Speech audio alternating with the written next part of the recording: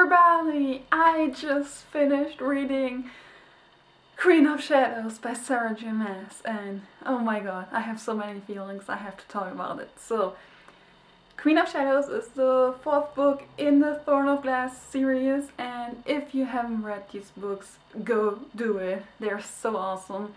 Also, I have a book talk for Throne of Glass, the first book, and I'm going to link it down below. And yeah, don't watch this video if you haven't read the book. Like, there are going to be so many spoilers. I have so many feels like, look at it, look at it, look at it.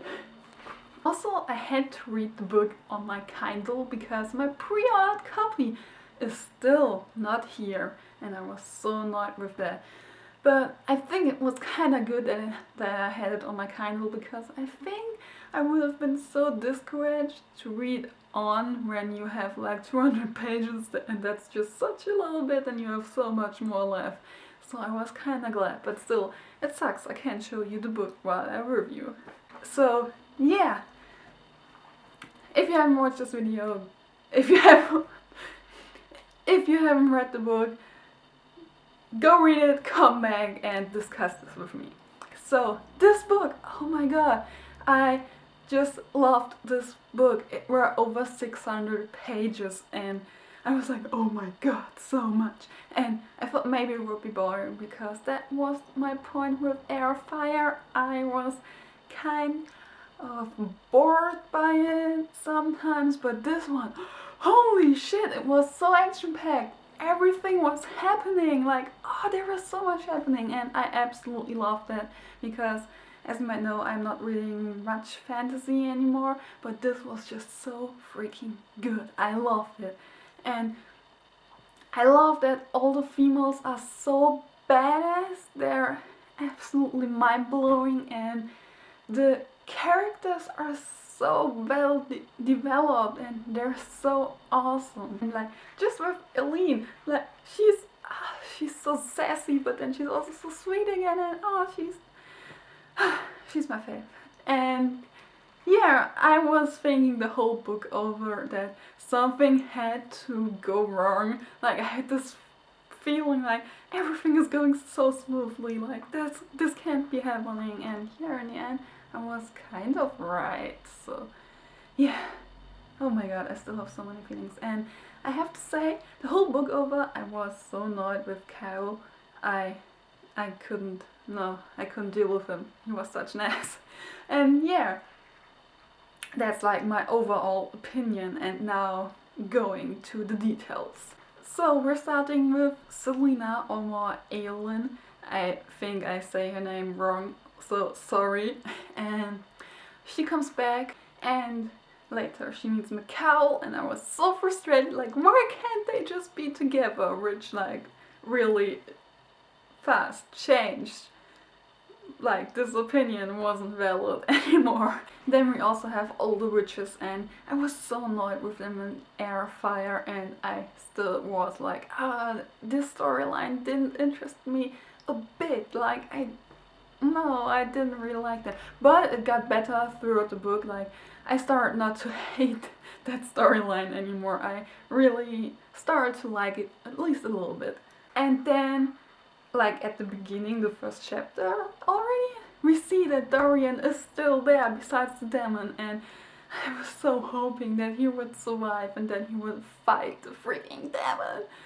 And yeah, in the end I was right. I was so glad. And then we have the whole plan to get Aiden back. I just call him Aiden. I don't know how to speak out his name, so I say Aiden. And yeah, we have this plan to get him finally back.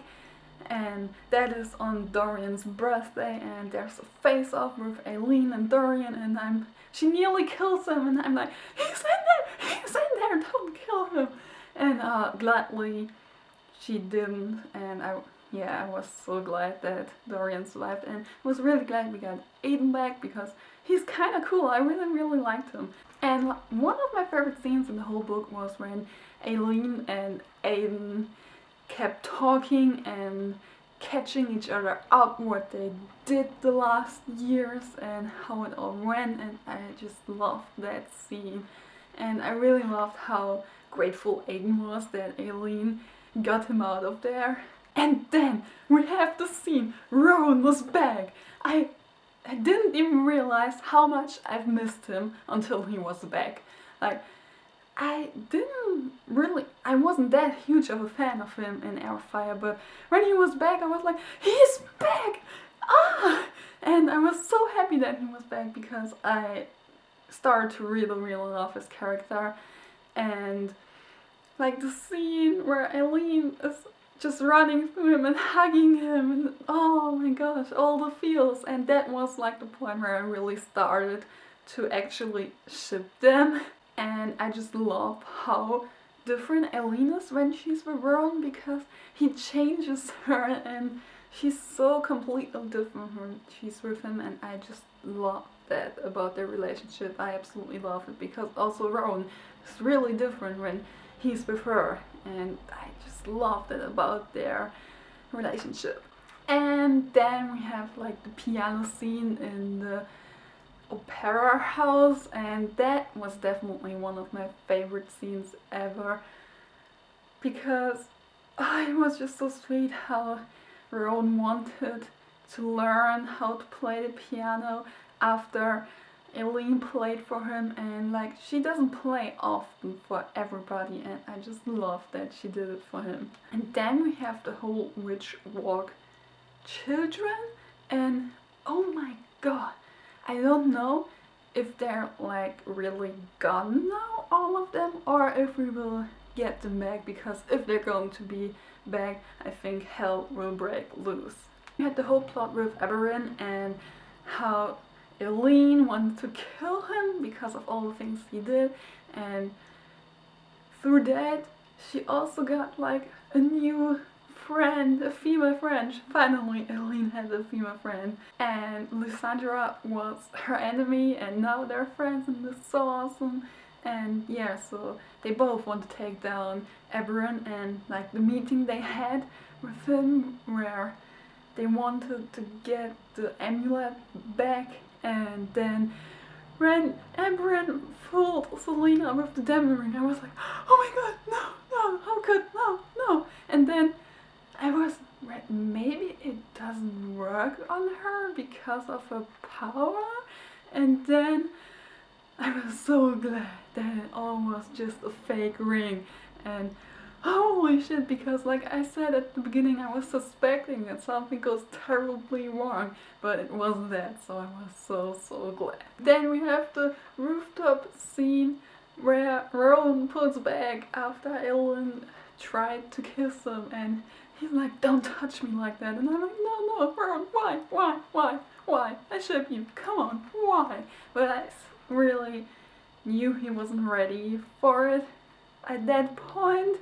And yeah, it's hard when you know all the perspectives of the characters, like you know why he pulls back, so you understand him, but you're still hurting for Eileen, so it's so hard. And then Lysandra finally killed Eberyn, and I'm so happy that this douchebag is finally dead, because when you read the Assassin's Blade, you know what he did to Selena, and you just hate him, and you're so glad when he's finally gone. Plus how Elena managed to switch out the will of Eberyn.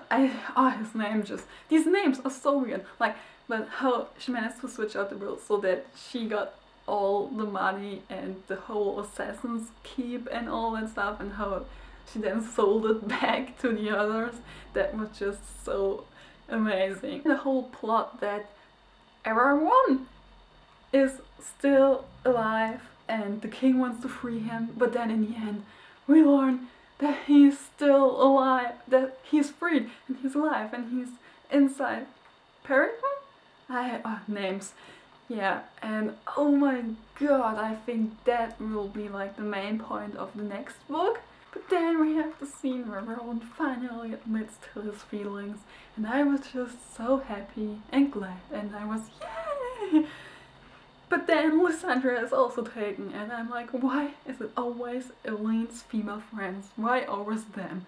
And then when they're going to save Lysandra, I was so done with Cal when he went after the king and Dorian to kill him, because, oh, dude, stop it to be so selfish and stupid. I know you want to kill him, but there are other ways. Like, don't go after him. But yeah, then we have the whole face-off with Manon and Eileen and how they fight, and I just love that Eileen saved Manon, because I knew that this would really help them out later on, because the witches with all her life depths and all that stuff, so I knew that it would help them. Plus the whole thing that when the Walks look into Manon's eyes, like, what's the deal with that? And I really hope that we will know what it's about in the next book, because there's something there. I bet there's something there. And the next point I have here, because I just couldn't do points for all of the stuff that was happening. That was just so much that happened. And yeah, the next one I have the plan with Carl and Selena going into the castle to get to the king. I think that was really brilliant. I think that was one of the best ideas.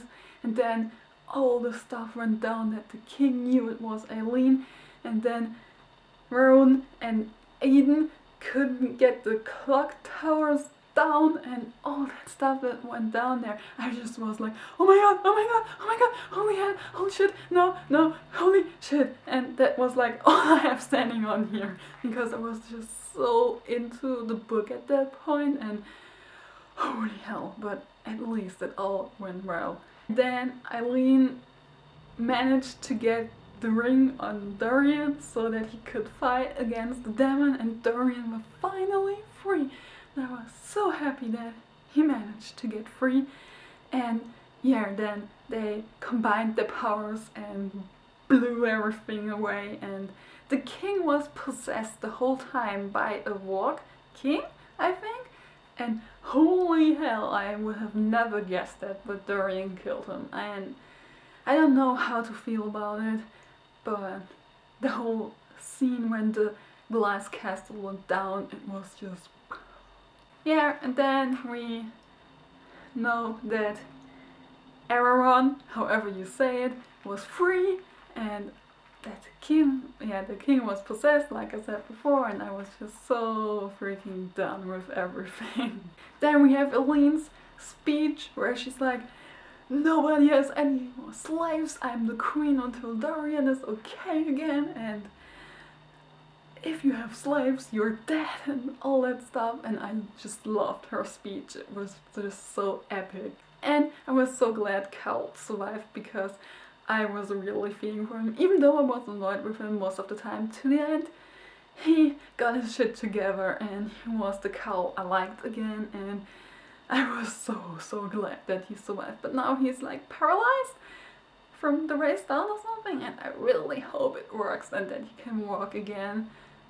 And I'm so happy that he and Fowlek, I can't remember her first name, are together now, because he deserves it. He really deserves it. Yeah, Eileen and Rowan are finally together.